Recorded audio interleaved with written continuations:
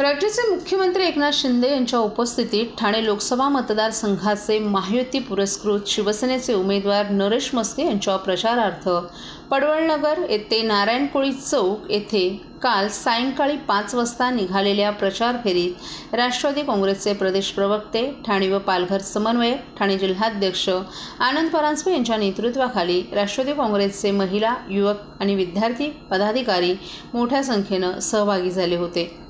राज्याचे मुख्यमंत्री एकनाथ शिंदे हे लोकसभा मतदारसंघाचे महायुती पुरस्कृत शिवसेना उमेदवार नरेश म्हस्के यांच्या प्रचारार्थ काल सायंकाळी 5 वाजता पडवळनगर येथून निघालेल्या प्रचार फेरीत सहभागी झाले होते। ही प्रचार फेरी पडवळनगर, पंचपरमेश्वर मंदिर, किसन नगर नंबर 1, हिरामोती नगर गेट, डिसोजावाडी, सिंधुदुर्ग हॉटेल, दत्त मंदिर, रहेजा गार्डन, मेंटल हॉस्पिटल, कोपरी नवीन ब्रिज, बोगदा मार्ग, बाराबंगला चौक, आनंद नगर, कोपरेगाव हनुमान मंदिर, शांतीनगर शाखा, ठाणेकर वाडी मार्गे, शिवमंदिर, सिद्धार्थनगर शाखा, गावदेवी मंदिर मार्गे, आनंद सिनेमा, पैलगल्ली मार्गे, प्रेमनगर, गौतम मार्केट, मंगला हायस्कूल मार्गे, अष्टविनायक चौक, नारायण कोळी चौक, एकविरा मंदिर येथे या प्रचार रॅलीचा समारोप करण्यात आला। राष्ट्रवादी काँग्रेसचे प्रदेश प्रवक्ते आनंद परांजपे यांच्या नेतृत्वाखाली राष्ट्रवादी काँग्रेसचे विधानसभा ब्लॉक फ्रंटल सेल विभागाचे महिला, युवक, विद्यार्थी, पदाधिकारी, कार्यकर्ते मोठ्या संख्येने सहभागी झाले होते।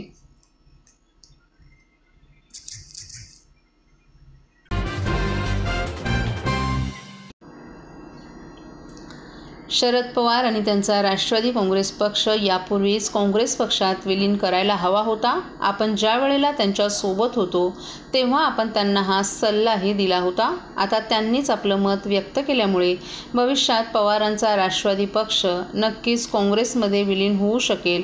परंतु राहुल गांधी आणि मल्लिकार्जुन खरगे यांच्या नेतृत्वाखाली पवार साहेबांसारखा जो ज्येष्ठ नेता आहे तो कसा काम करेल याबद्दल आपल्याला शंका असल्याचं रिपब्लिकन पार्टी ऑफ इंडिया याचे अध्यक्ष रामदास आठवले यांनी ठाण्यात बोलताना सांगितलं। महायुतीच्या प्रचारासाठी रामदास आठवले यांनी ठाण्यात हजेरी लावली। यावेळी त्यांनी शरद पवारांसह इंडिया आघाडीच्या नेत्यांवरही टीका केली। ठाणे लोकसभा हा शिवशक्ती भीमशक्तीचा गड आहे। बाळासाहेबांना मिळालेलं धनुष्यबाण आता एकनाथ शिंदे यांच्या सोबत आहे। जय भीम आहे आमच्या गाठीशी, मग आम्ही का राहणार नाही नरेश म्हस्के यांच्या पाठीशी, अशी कविताही रामदास आठवले यांनी यावेळी ऐकवली।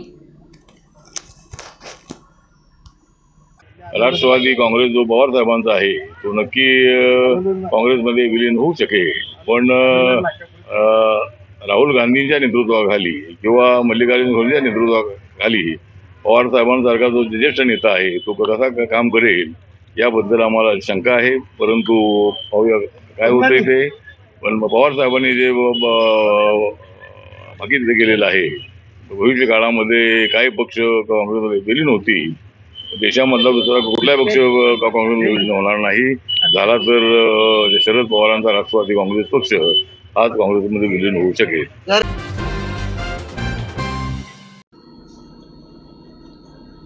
निवडणुकीची आचारसंहिता लागू असल्यानं ठाणे पोलिसांनी परवानाधारक अग्निशस्त्र जप्त करण्यास सुरुवात केली आहे।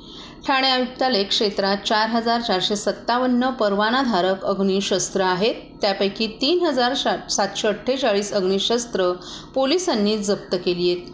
काही महिन्यांपूर्वी आमदार गणपत गायकवाड यांच्याकडून शिंदे गटाचे पदाधिकारी महेश गायकवाड यांच्यावर परवानाधारक अग्निशस्त्रानं गोळीबार झाला होता। त्यानंतर पोलिसांनी परवानाधारक अग्निशस्त्रांविषयी सावधगिरीची पावलं उचलली आहेत। ठाणे जिल्ह्यात ठाणे, कल्याण आणि भिवंडी लोकसभा मतदारसंघ येतो। या मतदारसंघातील बहुतांश भाग ठाणे शहर पोलीस आयुक्तालय क्षेत्रात येतो। ठाणे शहर पोलीस आयुक्तालय क्षेत्रात ठाणे ते बदलापूर आणि भिवंडी शहराचा भाग येतो, तर या लोकसभा मतदारसंघाचा उर्वरित भाग ठाणे ग्रामीण, मीरा भाईंदर आणि नवी मुंबई क्षेत्रात येतो। निवडणूक आचारसंहितेच्या कालावधीत शस्त्र परवानाधारकांनी शस्त्र पोलीस ठाण्यात जमा करणं बंधनकारक असतं। निवडणुकीच्या वेळी अग्निशस्त्रांचा वापर करता येत नाही।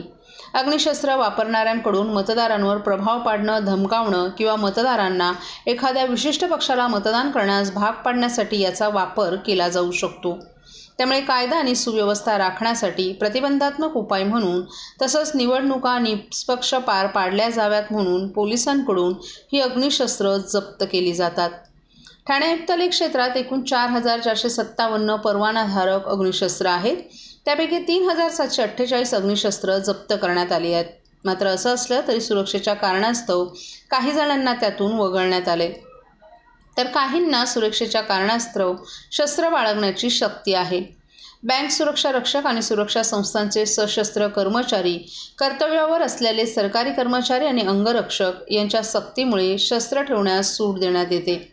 उल्हासनगर येथील हिललाईन पोलीस ठाण्यात भाजपचे आमदार गणपत गायकवाड यांनी त्यांच्या बंदुकीनं शिंदे गटाचे महेश गायकवाड यांच्यावर गोळीबार केला होता. यात महेश गायकवाड बचावले असले तरी या घटनेमुळे संपूर्ण राज्यभरात खळबळ उडाली होती. त्यामुळे ठाणे पोलिसांनी शस्त्र वापरकर्त्यांवर लक्ष ठेवले.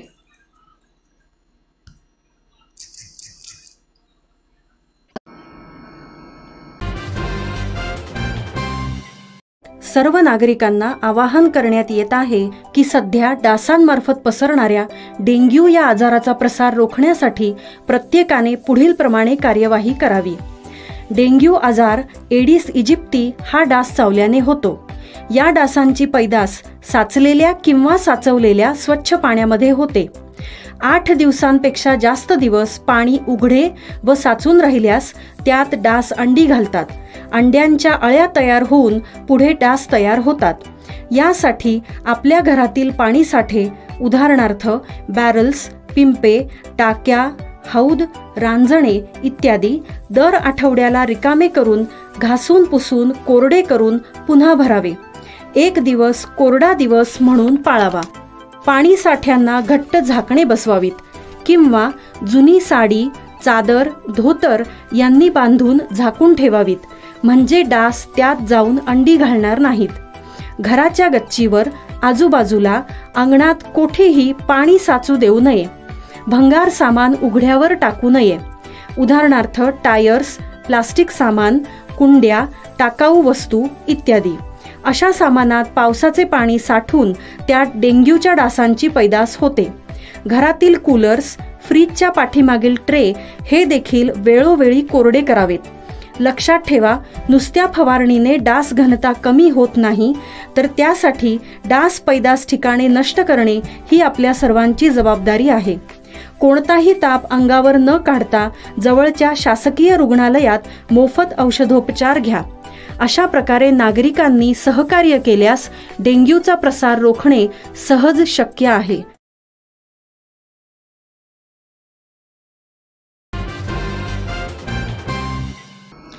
भूमिपुत्रांच्या न्याय हक्कासाठी सतत लढा देणाऱ्या संघर्ष समितीतील नेते आणि पदाधिकाऱ्यांनी राज्याचे मुख्यमंत्री एकनाथ शिंदे यांनी राज्यभर भरघोस केलेल्या कामांवर समाधान व्यक्त करत, तसंच खासदार डॉक्टर श्रीकांत शिंदे यांनी 27 गावांचा केलेला कायापालट आदी गोष्टींवर प्रेरित होऊन कल्याण डोंबिवली महानगरपालिका अंतर्गत 27 गावातील राष्ट्रवादीच्या नेत्यांसह पदाधिकारी आणि कार्यकर्त्यांचा भगवा हातात घेतलाय. ठाण्यातील मुख्यमंत्र्यांच्या निवासस्थानी मुख्यमंत्री एकनाथ शिंदे आणि खासदार डॉक्टर श्रीकांत शिंदे यांनी शिवसेनेचा भगवा त्यांच्या हाती देत सर्वांचं जोरदार स्वागत केले. ठाण्यातील मुख्यमंत्री एकनाथ शिंदे यांच्या निवासस्थानी राष्ट्रवादीचे नेते गुलाब वझे यांच्या नेतृत्वाखाली 27 गावातील मानपाडा, संदप, भोपर, नांदिवली, सोनारपाड, घारिवली, निळजे आणि खिडकाळी आदी गावातील भूमिपुत्र तथा राष्ट्रवादी काँग्रेस शरद पवार पक्षातील लोक शेकडोंच्या संख्येनं हजर होते. यामध्ये महिलाही मोठ्या संख्येनं उपस्थित होत्या. यावेळी मुख्यमंत्री एकनाथ शिंदे यांनी शिवसेनेचा भगवा त्यांच्या हातात देऊन त्यांचं शिवसेनेत स्वागत केलं. यावेळी शिवसेना जिंदाबाद, शिंदे साहेब आगे बढ़ो, हम आपके साथ है, खासदार डॉक्टर श्रीकांत शिंदे जिंदाबाद अशा घोषणा देण्यात आल्या. राज्याचे मुख्यमंत्री एकनाथ शिंदे आणि खासदार डॉक्टर श्रीकांत शिंदे यांच्या विकास कामांमुळे आम्ही शिवसेनेत प्रवेश केल्याचं यावेळी गुलाब वझे यांनी सांगितलं. 27 गावांचा विकास फक्त मुख्यमंत्री एकनाथ शिंदे आणि खासदार डॉक्टर श्रीकांत शिंदे हेच करू शकतात. येथील भूमिपुत्रांचे प्रश्न सोडवण्यासाठी खंबीर नेतृत्व हवं होतं. संत सावळाराम महाराज स्मारक उभारण्याचं काम होत आहे. नवी मुंबई आंतरराष्ट्रीय विमानतळाला लोकनेते स्वर्गीय दिबा पाटील यांचं नाव देण्यासाठी मुख्यमंत्री एकनाथ शिंदे आणि खासदार डॉक्टर श्रीकांत शिंदे यांचं सहकार्य नक्कीच मिळणार आहे. आमचा खासदार डॉक्टर श्रीकांत शिंदे यांच्यावर पूर्ण विश्वास असून संघर्ष समितीला पुढे काम करण्यास वाव मिळेल असा भूमिपुत्रांचा विश्वास आहे. यावेळी गुलाब वझे यांच्यासह दत्ता वझे, शरद पाटील, विजय पाटील, वर्गीस म्हात्रे, नायकर यांच्यासह शेकडो भूमिपुत्रांनीही शिवसेनेत प्रवेश केला.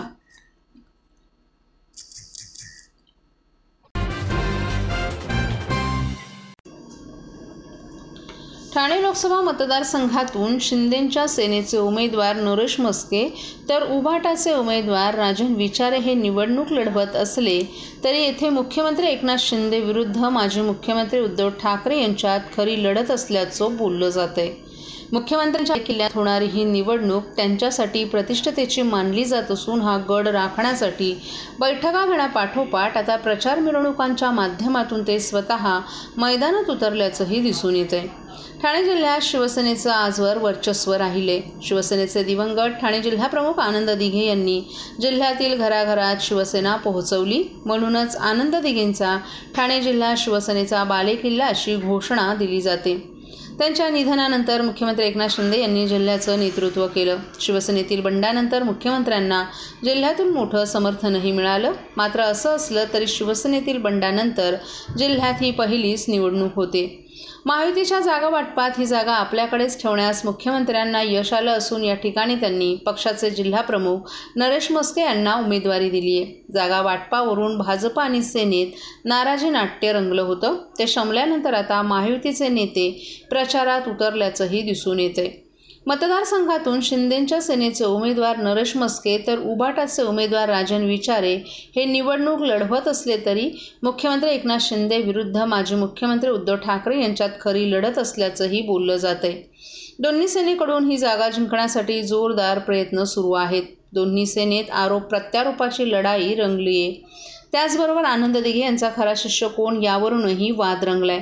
शिवसेनेतील बंडानंतर ठाण्याचा गड कोण राखणार याकडे सर्वांचंच लक्ष लागले।